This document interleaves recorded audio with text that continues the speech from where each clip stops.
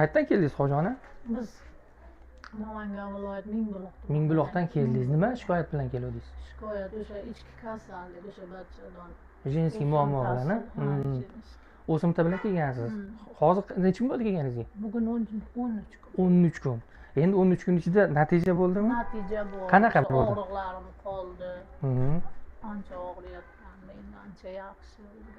O'zimda ham kichrayib, anaqa bo'libdimi? O'zgaribdimi? Shunaqa bo'lyapti deyishdi. Endi 15 kunda apparatga tushiramiz deyishdi. Ha, 15 kun bo'lsa, xudo xolasa apparatga tushsa natijani ko'rasiz. Ha, natija. Boshidagi analiz bilan keyingi solishtiriladi baribir. O'rtadagi bichlidan keyingi holatni baribir ko'rish kerak-ku hamma.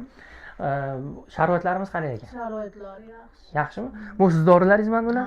Mana bular ichyapsizmi? Ichyapti. Ha, yaxshi. Vaqtida ichyapsizmi hammasini? Ha, zo'r. Bu o'rtoqlar, bu giyohlarni har bitta videomizda aytamiz.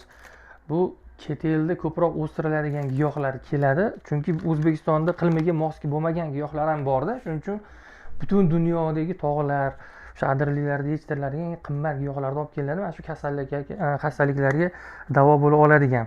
Endi bu videoni nima uchun qilyapmiz, hojiona?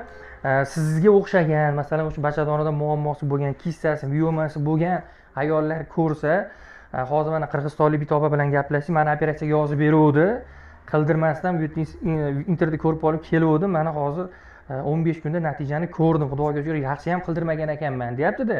Shuning uchun haligi u operatsiya eng oxirgi holatda, oxirgi chora u. Ungacha agarda o'tkazib yubormagan bo'lsangiz xastaligingizni, natijasini qilsa bo'ladi, oldini olib.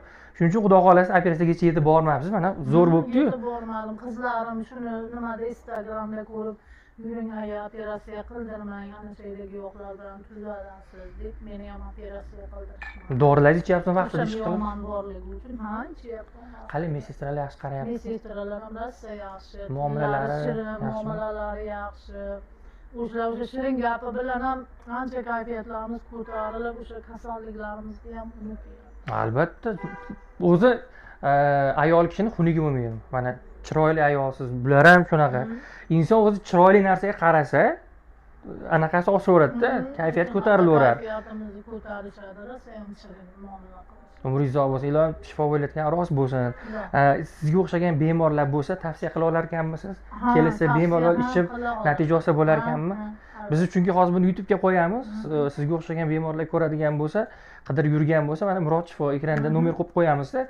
Telefon qilib bemalol qanaqa muammo bo'lsa, ayollar tomonidan jinsiy muammomi, farqi yo'q. Xohlagan muammo bo'yicha telefon qilasizlar. Bu yerda faqat siniqni davolashmaydi xolos. Suv singan davolashmaydi. Qolgan hamma narsani davolashadi. Hattoki onkologiyani ham hozircha davolashyapti. Ilohim qo'llar dard ko'rmasin. Mana shu Gulsixon opa Haybullayeva Murod akani tanidingiz-a o'zi. Ularning ayollari hozir davom ettiryapti. Shuning uchun bemalol telefon qilaverasizlar. Kelib, mana shu yerda yotganlardan so'rasanglar, o'zlari aytishadi. Endi videoda reklama deyish mumkin-da. Kelishsa, ko'rishsa, gaplashib, mana siz bilan gaplashsangiz ham, misol uchun bizga nima degan bo'lsa, ularga ham shuni aytasizda. Shunaqa holatlar kelib, bemalol o'zlari ko'zlaring bilan ko'rib, guvohi bo'lib, ana undan keyin qaror qabul qilsanglar bo'ladi. Hojiona umringiz uzoq bo'lsin, shifo bo'layotgani rost bo'lsin, o'zingizni hamisha ehtiyot qiling. Xudo xolasa agarda nasib qilsa, o'sha 5 kundan keyinmi, 10 kundan kelamiz, dopostingizni qilamiz, xudo xolasa bo'ladimi? Umringiz uzoq bo'lsin, charchamang, salomat bo'ling. Xo'p, bo'ladi.